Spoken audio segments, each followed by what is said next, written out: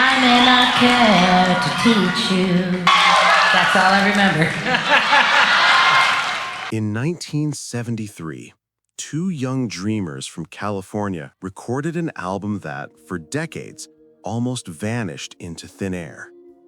The world would later know them as Stevie Nicks and Lindsey Buckingham, two names forever linked with the meteoric rise of Fleetwood Mac.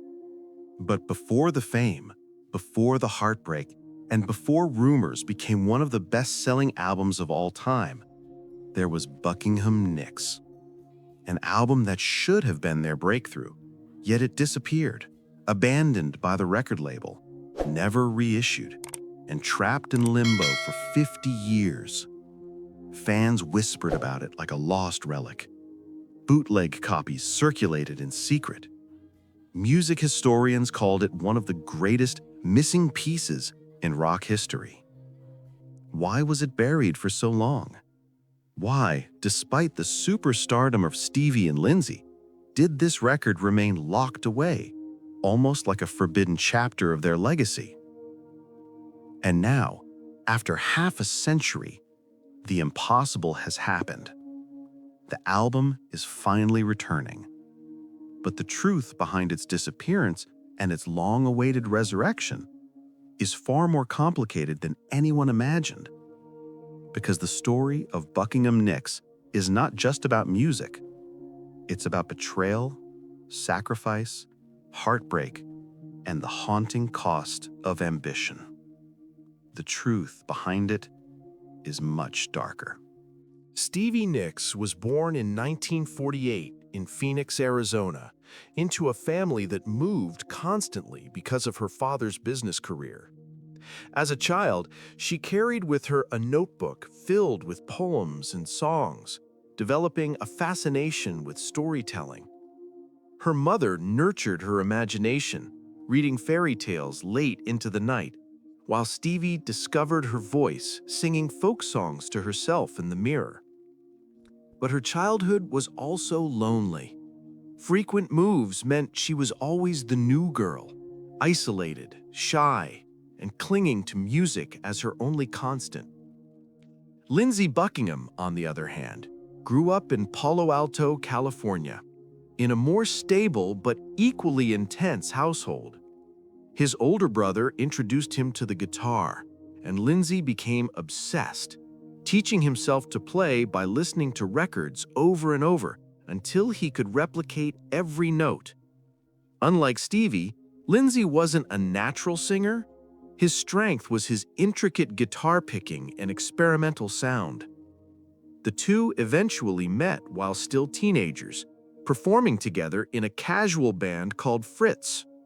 While Fritz never broke through, it was the beginning of a creative and romantic partnership that would define the rest of their lives. They played in small venues, opening for bigger acts like Janis Joplin and Jimi Hendrix. But deep down, Stevie and Lindsey knew their destiny lay beyond local fame. At this stage, their story was not one of glamour, but of hunger, risk, and a fragile, burning dream. By 1972, Stevie Nicks and Lindsey Buckingham were inseparable. Partners in love, partners in music. They had left behind their safety nets, betting everything on one record, Buckingham Nicks. Recorded at Sound City Studios in Los Angeles, the album was raw, intimate, and filled with the kind of California folk rock energy that was beginning to dominate the airwaves. Lindsey's intricate guitar arrangements blended with Stevie's haunting, mystical voice to create something unique. When the album was released in September 1973, the duo thought it would be their big break. The cover itself was provocative. Stevie posed topless, draped only in shadows, something both bold and risky for a then unknown artist. Critics praised the music, pointing out the ethereal storytelling and Lindsey's innovative guitar work. Songs like Crystal and Frozen Love hinted at greatness to come. But commercially, it flopped. Polydor Records failed to promote it properly, and without radio play, sales stagnated. The album disappeared almost as soon as it arrived, leaving Stevie and Lindsey financially broken and emotionally drained. Their dream of stardom seemed to vanish overnight. Yet fate has a way of rewriting stories. In 1974, Mick Fleetwood of Fleetwood Mac happened to hear a track from Buckingham Nicks while visiting Sound City. Instantly captivated, he offered them an invitation that would change everything. Join Fleetwood Mac. Within 2 years, the band would explode with Fleetwood Mac 1975 and Rumors 1977, selling tens of millions of copies worldwide. Stevie and Lindsey had finally reached the pinnacle of fame.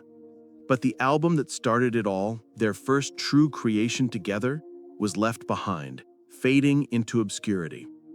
It was as though Buckingham Nicks was both their foundation and their ghost, haunting them even as the world celebrated their success. As Fleetwood Mac soared to unimaginable heights, the shadow of Buckingham Nicks remained. The album that had once been their proudest creation now became a source of tension and mystery. Fans begged for a re-release, but years passed without any sign of it. Behind the scenes, the rights to the album were tangled in contracts, disputes with the original label, and personal disagreements between Stevie and Lindsey themselves. Meanwhile, their relationship, once the heart of their music, began to unravel. Fame magnified every crack: jealousy, infidelity, creative clashes. By the late 1970s, they were no longer lovers, only reluctant collaborators. Lindsey buried himself in perfectionist studio work, while Stevie turned to drugs and found herself spiraling into exhaustion and addiction. The lost album became almost symbolic of their fractured bond. Stevie, who had once bared her soul on its songs, grew to resent the memory of those fragile early years. Lindsey, proud of its artistry, fought to keep control.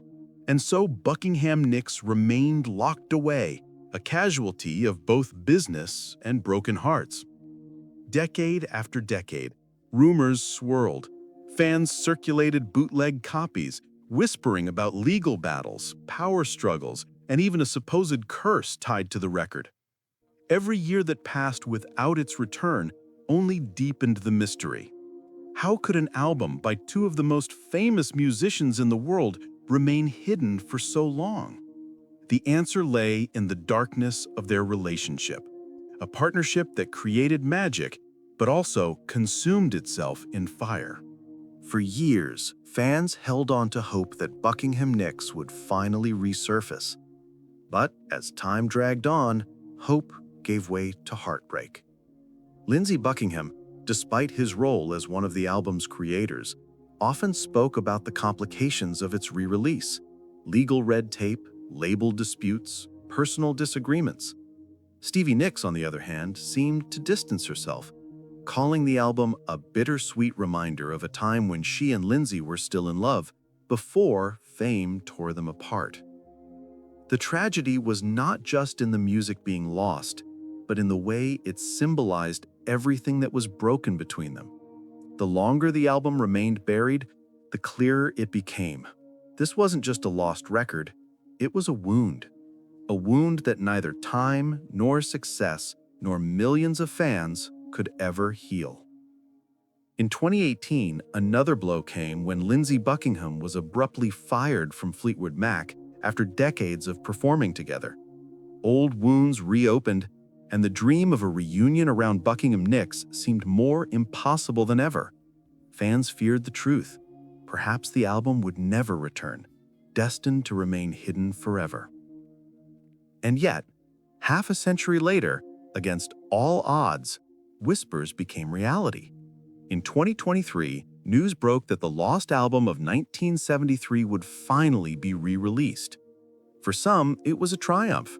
For others, it felt almost tragic that it took 50 long years, broken relationships, and a lifetime of silence for the world to hear this music again. The return of Buckingham Nicks was not just about rediscovering a record. It was about confronting everything that had been lost along the way: innocence, love, and the fragile dream of two young artists who once believed their music could change everything. Today, Buckingham Nicks stands as both a relic and a revelation. For longtime fans, the re-release is a long-delayed gift, finally allowing them to hear the music in its original glory, cleaned, restored, and no longer confined to the shadows of bootleg tapes. For new generations, it is a doorway into a forgotten moment when two young dreamers poured their entire souls into one fragile record. But more than music, the album is a reminder of everything Stevie Nicks and Lindsey Buckingham sacrificed for greatness. It captures them before the heartbreak, before the betrayals, before fame hardened them. It is the sound of innocence, ambition, and love, trapped in vinyl grooves for 50 years.